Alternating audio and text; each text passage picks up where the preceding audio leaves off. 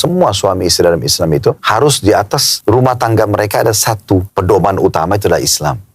Yang menilai ini salah atau benar Islam, agama, bukan pribadi, bukan egoisme. Oh, bukan pendapat pribadi. Bukan. Harus agama. Allah yang menentukan, yang menciptakan kita. Siapa yang salah, maka dia minta maaf. Menurut agama. Siapa yang benar, dia memaafkan. Buka lembaran baru. Selesai. Oh. Karena memang dalam rumah tangga itu harus selalu buka lembaran baru.